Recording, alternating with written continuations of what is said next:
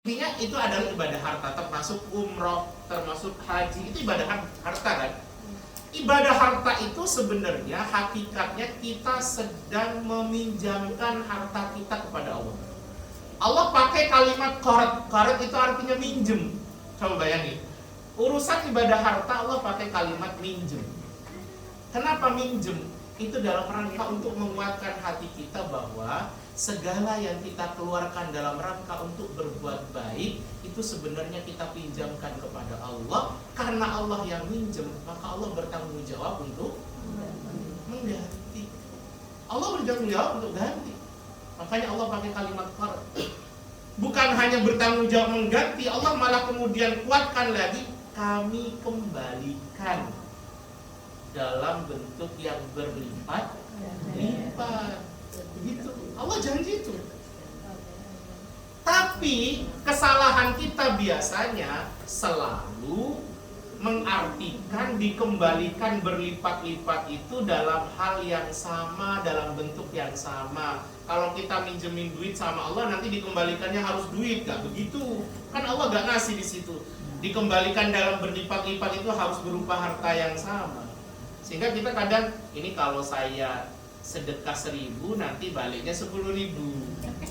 Gak boleh begitu. Kalau begitu gak ada orang miskin. Ya tinggal kita pasang aja tuh, gitu kan? Pasang 100 dapat 1 juta, pasang 1 juta dari kayak main judi lah. Jadi yang disebut Allah kembalikan dalam bentuk yang berlipat-lipat, itu pengembaliannya tergantung Allah. Mau dikembalikan dalam wujud seperti apa? Ya.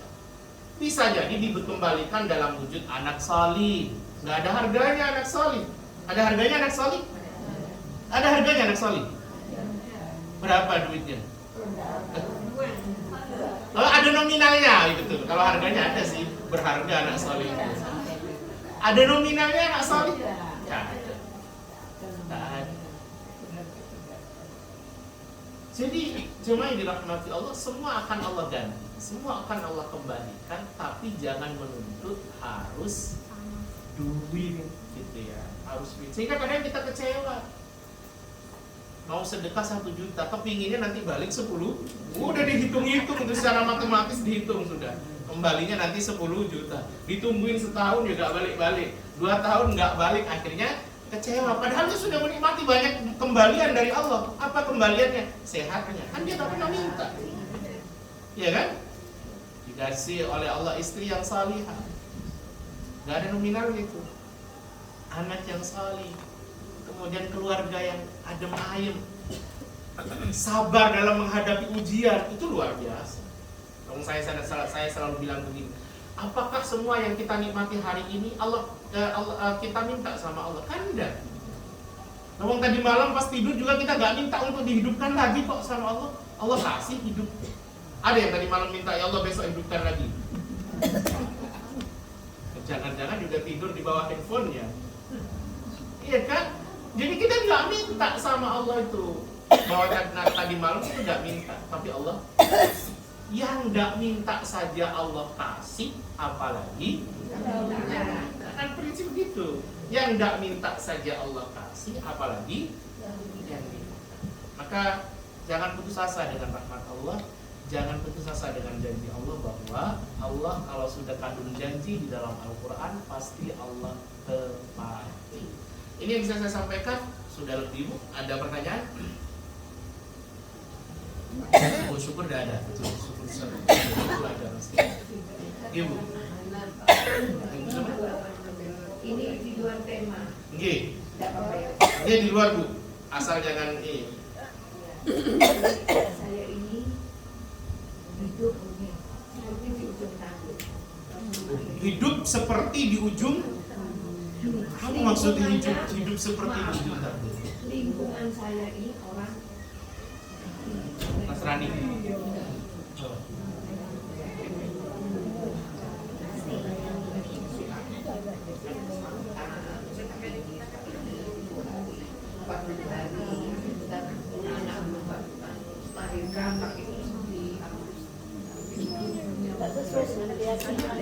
Apa? Tidak sesuai dengan manhajnya ibu. Enggak ini. Hanya saya sendiri di situ tuh. Sendirian Ibu? Iya, artinya itu Sendirian yang Bener loh Bu. bukan berarti itu. Terus? Mereka juga selamatan. Ya paham, saya paham. Ya, Bang. Nah, sedangkan saya Gak selamatan. saya diselamatkan. diselamatkan. Saya diselamatkan. Ya Allah, sekarang udah sebelum diambil sama Allah, ya, saya membuat pernyataan. Sedangkan saya punya anak satu itu hanya bisa memberikan untuk saya kasih sayang, tidak bisa memberikan Terus? karena dia punya penyakit. Nah, Nah sekarang nih, kalau saya sampai diambil sama Allah, apa kata mereka itu? apa kata mereka? Kenapa Bu? Apa kata mereka? Hanya prasangka saya. Ini orang orang gue ya gak nyelamatin boe. Oh, Nah ya itu loh maksud saya. Apakah saya harus membuat pernyataan, Ustaz? pernyataan seperti apa? Mama saya sampai ini saya yang membuat. Terus Oh, berarti jenengan khawatir Iya. dengan bisik-bisik tetangga gitu. Iya. Karena anak saya bukan orang dewasa. Ya, baik. Anak saya punya penyakit yang dia tidak bisa memberikan saya ikan, hanya bisa memberi saya dan maksud saya sampai saya tiada. Apakah saya harus membuat surat pernyataan supaya anak saya biar namanya nggak jelas, supaya nggak ada perkelahian? Nggak perlu Bu. Itu soal teknis sebenarnya. Manhaj boleh, ibu berpemahaman untuk tidak pakai selamatan dan lain sebagainya itu boleh sekali, itu boleh. Saran saya jangan terlalu dalam gitu ya, terlalu deep, terlalu membawa perasaan. Apalagi ibu sebelum kejadian gitu kan ya, belum kejadian. Apalagi kalau soal urusan soal kayak gitu ya, urusan kayak gitu kan bukan urusan yang sifatnya sampai pada urusan pahala atau tidak gitu kan. Ibu kan takutnya anaknya namanya jelek karena tidak bisa nyelamati orang tuanya gitu kan ya. Karena tidak bisa nyelamati orang tuanya. Dan yang kemudian mengomentari bahwa kenapa nggak pakai selamatan, apa karena nggak punya duit atau nggak bakti sama orang tua, ya itu salahnya dia. Kan sebenarnya saya termasuk orang yang tidak ambil pusing dengan bab-bab seperti itu gitu ya. Artinya kalau dia punya pemahaman seperti itu dia punya hujahnya. Tapi yang jelas ketika itu dijadikan sebagai apa istilahnya itu ukuran bahwa orang itu bertakwa kalau mengadakan selamatan, itu salah. Ya, itu salah. Gitu ya. Karena kemudian nanti banyak hal yang kemudian perlu dipikirkan, termasuk kalau kemudian tidak punya duit, gitu kan, kemudian akhirnya harus hutang-hutang, gitu kan. Nah, artinya tapi dia punya pemahaman seperti itu haknya dia, itu mungkin dengan hujahnya dia. Tapi kalau kemudian itu menjadi bahan untuk menjelekkan orang, itu salah. Itu salah ya, itu salah. Sehingga ibu maksud saya jangan terlalu dalam. Apalagi sampai bikin pernyataan bahwa pernyataannya anak saya tidak melakukan selamatan karena memang secara finansial tidak punya, Saya nggak suka gitu. atau saya termasuk yang tidak memahami bahwa ada selamatan setelah kematian, nggak perlu. Daerah saya itu Saya pikir juga tetangga ibu juga paham dengan apa yang sudah dipahami sama ibu. tapi saya diem aja. Ya makanya artinya kan ketika pun ibu tidak melakukan selamatan itu jadi hak ibu gitu kan. Jadi sama saya sampaikan pada semuanya, kita itu dalam bersosial, dalam bertetangga, selama tidak pada urusan-urusan yang sifatnya akidah, tolong jangan sampai menimbulkan perpecahan. Ya, jangan sampai menimbulkan perpecahan. Karena terpecah belah itu jauh lebih buruk ya, itu jauh lebih buruk dibandingkan apa yang kadang kita pahami. Apalagi hal-hal yang sifatnya ijtihadiyah, sifatnya ijtihad gitu ya, sifatnya ijtihad. Ada selamatan, tidak ada selamatan. Tolong jangan sampai ini menjadi akar permusuhan di antara, karena di banyak saya melihat banyak sekali, bahkan kadang ayah dengan anak, anaknya sudah taklim kemana-mana, sudah paham bagaimana manhaj yang baik dan lain sebagainya, tiba-tiba ayahnya masih ikut dengan apa yang kemudian dia pahami, pulang-pulang ayahnya dibilang sesat dan lain sebagainya. Jadi ini hal-hal ijtihadiyah. Saya pikir ibu tidak perlu membuat satu pernyataan. Yang paling penting adalah nanti kalau kalau ibu meninggal duluan, kalau anak yang meninggal duluan, ya, jadi jangan terlalu dalam, gitu ya. Biar saja. Kalau urusan praduga itu urusan, saya pikir ya memang sifat manusia. Tapi saya pikir terlalu dini lah. Sudah ibu terus bertakwa saja kepada Allah. Ya mudah-mudahan Allah terus menjaga, dan nanti kalau meninggal dalam keadaan husnul. Ada lagi? Ya. Ustadz, maaf melenceng dari tema hari ini. Ini juga melenceng sudah. Saya mau bahas tentang zakat, Ustadz. Okay. Yang menerima zakat ini wajib tahu nggak kalau uang yang dikasih itu dari uang zakat? Nggak wajib ya? Justru malah lebih baik dia nggak tahu. Nggak tahu ya? Justru lebih baik dia nggak tahu. Iya. Karena ada orang yang baper gitu ya. Menurut kita dia tuh mustahik, tapi dia enggan untuk terima zakat. Karena dipikir kalau terima zakat tuh lantas langsung hina gitu kan. Lantas langsung hina. Jadi kadang keterima zakat, nggak mau saya. Padahal dia sebenarnya butuh. Jadi nggak apa-apa ya Ustadz kalau misalnya kita ngasih tapi nggak perlu ngasih tahu bahwa ini uang zakat atau kita nggak perlu. Urusan itu urusan ibu. Yang terima aja. Oh, gitu yang ya. dikasih sudah. Karena mengucap ya Ustaz. enggak perlu. Yang penting Berniat boleh. sudah diniatkan ya. Tapi ini zakat saya nggak perlu. Ini zakat saya. Pokoknya langsung ngasih aja gitu ya kan. Tapi kan ibu menilai Iya. bahwa yang menilai mustahik adalah muzaki. Ya. Jangan menilai mustahik. Ya nanti yang seperti kita hari ini. Jadi kalau di status pengen kaya tapi di status RT pengen miskin gitu. Kalau di status dia flexing, tapi kalau di data RT pengen miskin biar dapat dana bantuan. gitu kan. Jadi yang menilai mustahik itu muzaki. Terus apa Bu? Iya. Iya. Benar ya? Aku nanya apa? Yang menilai mustahik itu adalah muzaki. Jangan mustahik sendiri. Nanti gini, saya mustahik, saya layak zakat. Nggak boleh. Bukan nggak boleh ya. Ya justru dia kemudian menurunkan martabat. Gitu ya. Kita sebagai muzaki itu bisa menilai, oh ini layak. Ya sudah kasihkan. Ini dari saya. Zakat itu harus dikeluarkan waktu Ramadan atau sebelum Ramadan juga boleh Ustaz? Setelah nisab dan setelah haul. Jadi sebelum Ramadan Boleh Bu. Malah justru kalau ibu punya emas, beli emas di bulan Syakban setara 85 gram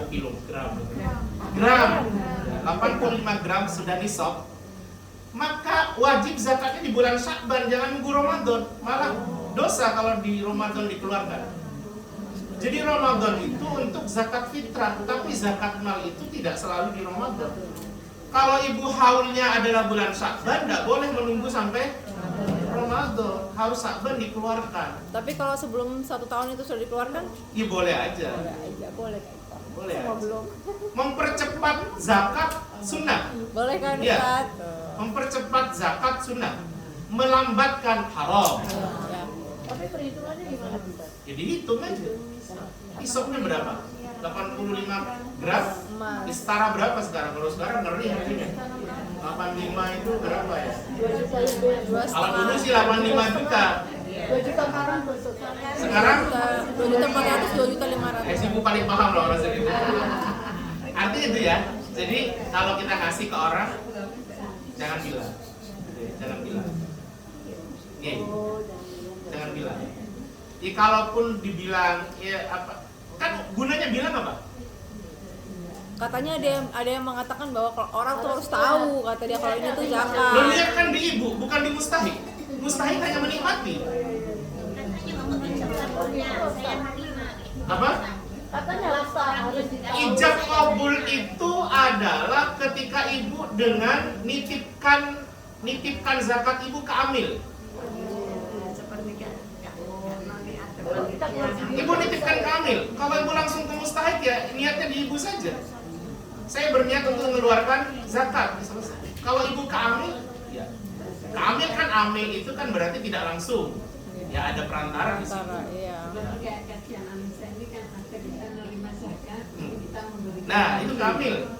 Tapi niat itu dalam hati. Ibu niat itu serius zakat. Ini saya keluarkan. Berarti aman ya Ustadz, maksudnya kita nggak perlu ngucap ke yang bersangkutan, berarti boleh. Terus kalau misalnya sebelum Yang waktu tidak aman yang tidak mengeluarkan zakat. sebelum waktu Ramadan kita sudah kasih keluarkan juga, boleh. Setiap kita kasih artinya semacam kayak sedekah gitu kita bilang zakat boleh nggak? Tidak boleh. Sedekah ya Kalau sedekah. sedekah boleh dengan zakat. Sedekah. Sedekah itu sunnah, zakat itu wajib. Oh iya. Kalau ibu gak niat zakat, ya tetap harus keluar zakat. Ya kalau ibu niatnya ya sudah ngasih itu bukan zakat, maka tetap harus keluar zakat. Ini beda ya. Karena juga peruntukannya beda. Hukumnya wajib sama sunnah. Peruntukannya juga ada mustahil, ada yang lebih umum. Ya. Jadi orang tua jangan dikasih zakat. Iya nggak boleh. Orang tua jangan dikasih zakat. Kalau kita tahu orang itu sudah ada yang artinya maaf ya Ustaz, anaknya atau apa lebih enak, bagaimana? Kenapa? Anaknya enak atau gimana, tapi orang tuanya nggak punya gitu Ustaz, gimana ya? Itu tetap kasih dan Udah dikasih ya Ustaz ya. Cara tahu ini gimana Ustaz? Lo kan harus Biasanya orang apa? Tahu cara kan mengetahui. biasanya kan Maksudnya ini biasanya tuh orang tuanya ini susah, tapi anak-anaknya tuh enak semua. Orang tuanya, Susah, anak-anaknya enak. enak. Terus Apakah boleh menerima zakat? apakah ibu nunggu dia mati baru dikasih zakat? Boleh, Mbak. Ya, boleh Boleh, aja. berarti hati boleh. Ya boleh. Kalau anaknya nggak mau ngasih sama orang tuanya, anaknya mau ngasih nggak sama orang tuanya? Mungkin nggak mencuri. Kecuali anaknya ngasih, tapi dia memang tampaknya tampak miskin, beda lagi. Anaknya ngasih setiap bulan 10 juta, tapi dia hidup ya seperti seorang miskin. Ya itu kan di luar kemampuan ibu. Tahunya bahwa dia miskin. Iya. Kita kasih. Itu kan di luar pengetahuan. Ada lagi? Kecuali kalau anaknya jelas tidak ngasih. Terus kita kemudian tidak mengasih zakat sama dia karena alasannya anaknya kaya. Dia bisa mati. Ya kan semua orang bisa mati. Semua orang bisa mati. Boleh. Paham ya? kan ada yang ngomong kalau sudah dianu anaknya nggak boleh. Kalau dianu, masalahnya kan tidak dianu. Iya kan kalau dianu.